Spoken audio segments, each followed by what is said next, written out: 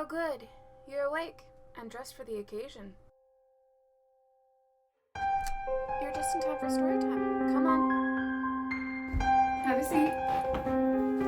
Not on the couch, in the chair.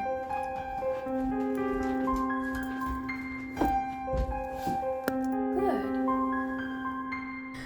Hello, we're going to be talking about a Lolita horror novel today. Not this one.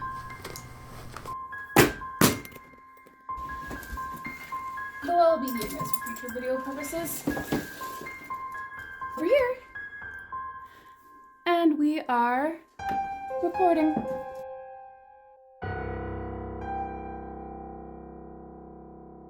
So the book we are actually going to be talking about today is Dream Dress by W.P. Johnson. The author of this book is actually married to Sweet Mildred, who owns the Lolita indie brand Sweet Mildred. Now, if you don't know what Lolita is, there's Google. Okay, for anyone who is unaware, Lolita is a Japanese street fashion. It takes its inspiration from the Victorian and Rococo eras. There are lots of different styles, from gothic to sweet to classic and many in between. Even though it started in Japan, Lolita fashion has spread all over the world, and no, it has nothing to do with the novel of the same name. General explanation, Lolita clothes are clothes. They are not cosplay, they are not a costume. There are videos that are more in-depth and better explain it, and I will link it down below because we are here to talk about this book. The story begins with our main character, Allie, sewing dresses to sell at an upcoming convention. The book describes Allie as being very stressed. She is not leaving the basement, she's piling up dishes, her dad brings her meals, otherwise she wouldn't eat, and she keeps accidentally missing phone calls from her sweet Lolita girlfriend, Beth. Despite all this, when she finds a bolt of fabric just lying around, she decides to make a dress out of it. It has a border print of wine, biscuits, and cheeses, and a background of flowers. If you are unaware what a border print is, I have an example for you. This is a dress by Angelic Pretty. You can tell because it says Angelic Pretty all over the place, but this is a border print, if I can hold it up. While it does have a pattern in this area, the majority of design is at, the border. So instead of cakes and plates and teapots, the dress itself that Allie makes has wines, biscuits, and cheeses. I think it'd be a very odd color pastels for a wine print because I just think of vineyards and purples and greens and browns, but that's just me. Maybe I'll find a picture of a pastel wine print. If so, I'll put it here. Allie works really hard. She makes this dress. She adds brown ribbons and cream lace. And it is also the most described dress in the book. The most detail given to any dress in the book, and it is only brought up once. However, after she designs this, Allie says it's her dream dress. Asks her dad if he knows what a dream dress is, and he replies he imagines it's something special like the Cadillac of Lolita. That makes me wonder what an actual Cadillac print would look like. So fast forward to the convention starting. Allie is still stressing because she hasn't been able to get in contact with her model. Her girlfriend Beth reassures her.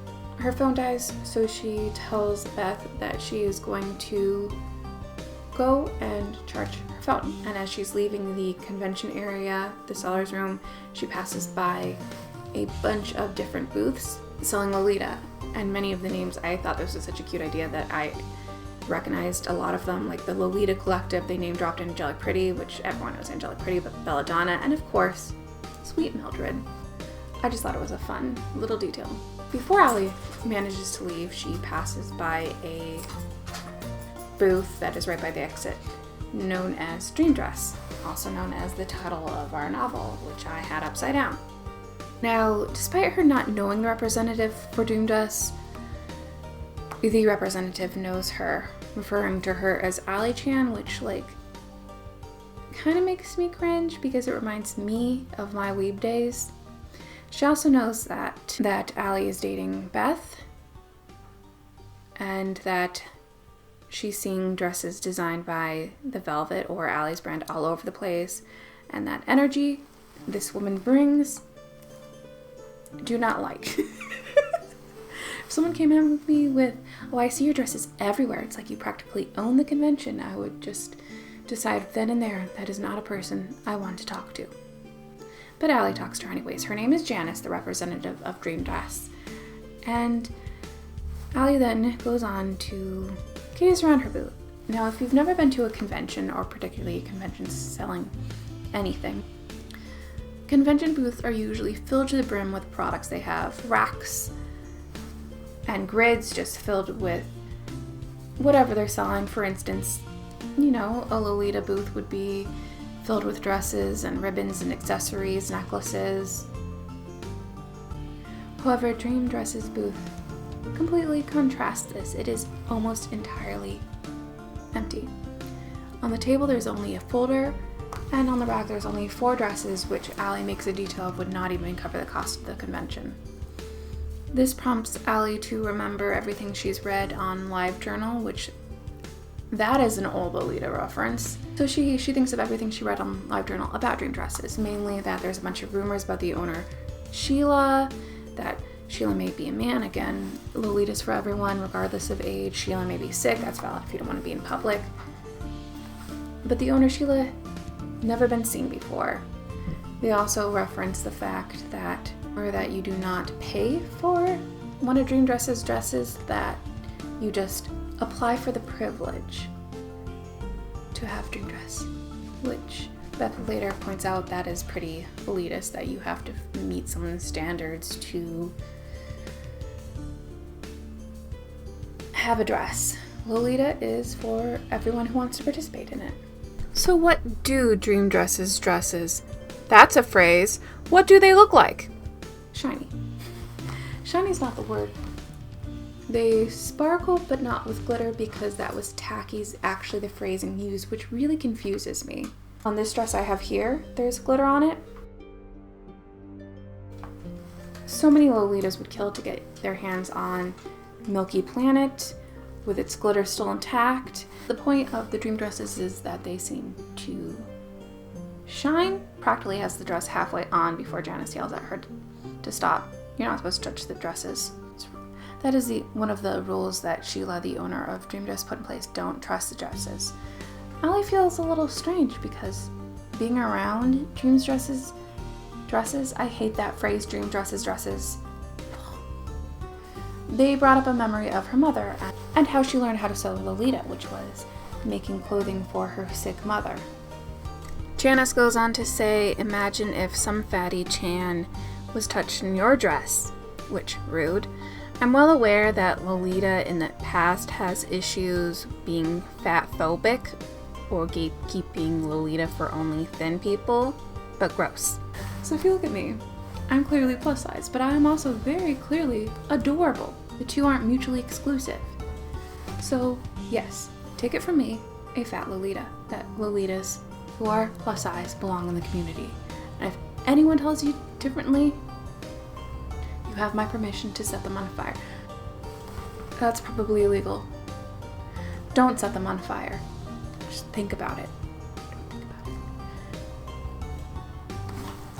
Don't set anyone on fire. But there's also this opinion that it is a Japanese fashion and Japanese brands should cater to the Japanese people, which again, I think is kind of dumb, because you do realize there are plus-size people in Japan. One of Japan's biggest stars is a plus-sized woman. I'm not saying that Naomi Watanabe wants to be a Lolita, but I'm saying it's not even an option for her. That's just not a happy thing now, is it? Allie goes back to her room, falls asleep, forgetting to charge her phone, and is woken up to some bad news from Beth that her model has been stolen by, of course, Janice in the Dream Dress. So the next day, after Allie found a new model and the fashion show is starting, Allie tells Beth to text her what Janice is doing, because she wants to break into Janice's hotel room to look at her designs. Poor choices were made by everyone around that day. Inside of Janice's room, she sees a spinning wheel and silk, revealing that Dream Dress makes their own fabric for their dresses, which is a lot of labor. I see why they only have 4 dresses at the convention now. While she's examining the spinning wheel, like Cinderella, Sleeping Beauty, an old lady comes out from the bathroom of the hotel room wearing a deer antler flower crown. Allie notices her ex has the exact same one. I think that was an also cute little detail because Sweet Mildred makes these. They're actually one of the first things I bought from her. I've actually bought 2. It's glued back together because someone broke it. She knows what she did. Oh, the woman in the room sticks out a code to Allie, which Allie doesn't know the other half of. So she just stands there and does nothing. The woman realizes that there's an intruder in her room, and Allie books it, but not before the old woman reaches out and rips the back bow off of her dress. It's not every day that someone sees a Lolita dress. They're gonna stare. They're gonna take note of you. You will be noticed. So for whatever reason, if the sky opens up and drops you into another fantasy world while you're suddenly a rogue and need to break into some sort of temple, I advise you not to wear Lolita. There's ruffles, they make a lot of noise, there's lots of little bits to manage in your outfit, and you will be noticed in it. Why did Allie wear Lolita when breaking into someone else's room? Don't wear Lolita while doing crimes. Janice and the hotel manager come down to Allie's room with the back bow to see if she's the one who broke in. She's still wearing the dress she committed the crime in and doesn't have any excuses and is kicked out of the convention. Let's review what Allie could have done better. 1. Don't commit crimes wearing Lolita. Failing that, 2. Change immediately after committing crimes. Failing that, 3. Lie better. At least come up with some sort of excuse. Plan out things you're going to do. Don't do crimes. She and Beth are kicked out of the convention and have to go home. The car breaks down, and even though Allie is aware how to fix the car, Beth is just so frustrated with the system because she helped Allie essentially steal someone else's designs, and now she's worried about being blacklisted by the Lolita community. She's upset. Beth is upset with Allie. While she's fixing the car, Beth worries about Allie's dress, saying, "Hey, you're gonna ruin your dress," because she's still in the same dress as earlier. At this point, it is cursed. Get rid of it. Don't sell it on Lace Market because you don't want curse to go on other people. Just burn it. So Beth gets an Uber and leaves. And the next scene we're shown is her waking up with a hangover, still in the dress. Since she's surrounded by beer bottles, Allie's dad infers that she's just not having a good time, so he gives her a present, which is a necklace made out of a converted Swiss Army knife. And then Allie decides to go on LiveJournal to see what all the Lolitas are saying about her. It makes me glad I was not around for the LiveJournal days, because the things that they say on there are really catty. Everyone is accusing Allie and Beth of stealing someone else's designs, which, again, they did do. Allie takes a nap and remembers her ex-girlfriend, Cynthia. Cynthia wore the same deer headpiece that the old woman in Janice's hotel room wore, as well as sang the same song she heard the old woman singing. This prompts her to look up her old girlfriend to find that she left Lolita, but not before accepting a dress from Dream Dress. She's been missing ever since. So Beth and Allie meet up a little bit later. Beth is way more forgiving than I am. If someone got me kicked out of my comm and forced me to commit a crime that evicted me from a convention, I would probably never talk to them again. So Allie presents some evidence that she has found on LiveJournal that dream dress is not all that it seems to be. Every girl who posted about their application being accepted for a dream dress has shortly left the Lolita community afterwards. Beth and Allie leave on good terms, and Allie receives a text from Janice. Janice says that Sheila, the owner of Dream Dress, is looking for apprentices. The only stipulation with that is you cannot tell anyone. Hey, you can work here, just don't tell anyone. Sounds illegal. Don't do it. Allie texts Janice back because she is indeed interested in the position, and she thinks it would allow everyone to accept her and Beth back into the Lolita community. But she just wants to clarify whatever happened to her ex Cynthia, and Janice basically just tells her, oh yeah, don't worry about it. I would still worry about it. It seems like something that you should worry about, but whatever.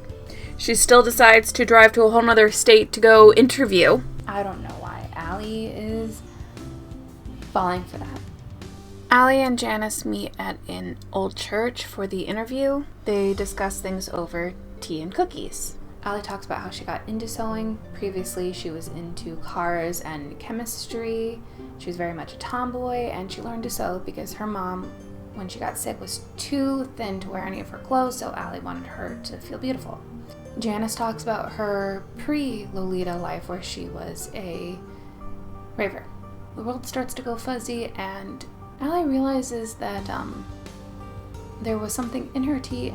Janice kidnaps Allie, and while Allie is out of it, Janice explains a genetically modified spider creates a silk when rendered correctly and cause hallucinations with skin contact. She makes dream dresses out of that silk.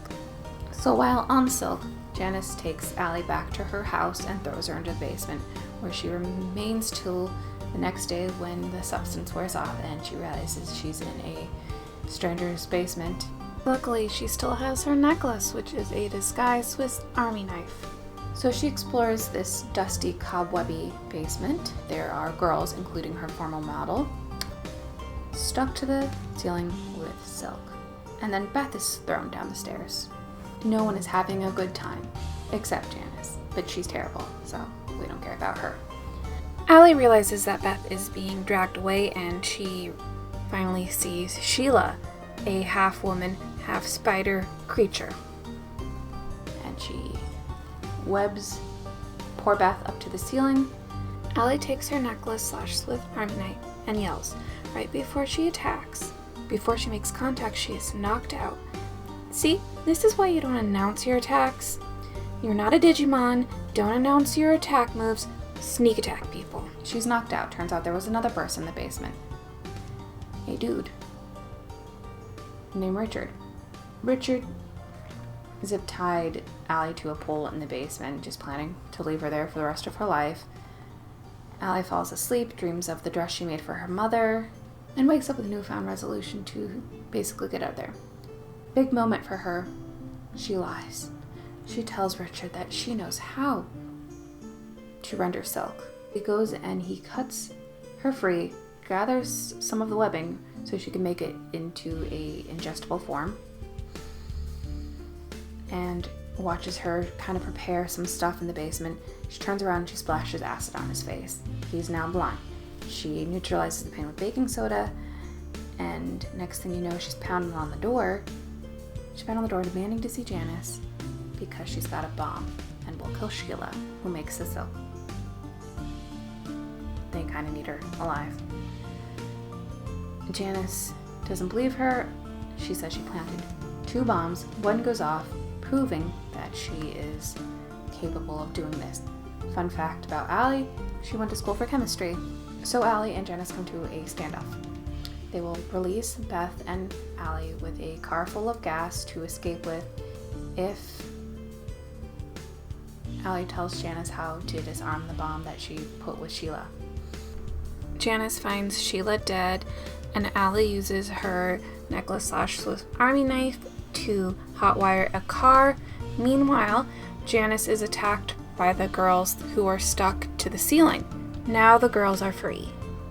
and probably in need of therapy. And that's how Dream Dress ends.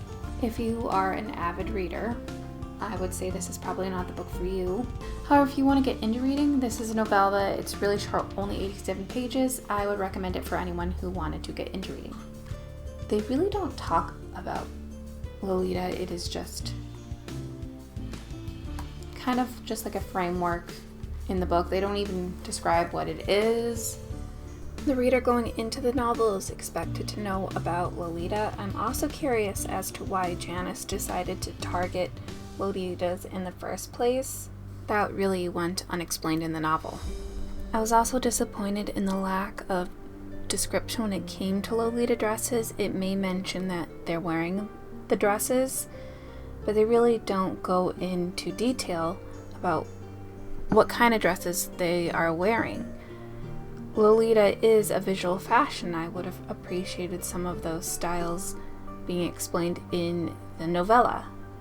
I also would have appreciated a look into the joy that can come from being a Lolita. The most we see from that community in the book is cattiness, when really being a part of a Lolita community is just so much fun and there's so much joy in it. I don't think this book accurately covers what Lolita is. I mean, it talks about Lolita, it mentions Lolita, it names drops Lolita, but it doesn't really dive into Lolita. It doesn't give someone who doesn't know anything about it a better understanding of it. It doesn't talk about the different colors, the different shapes, the different silhouettes, the brands.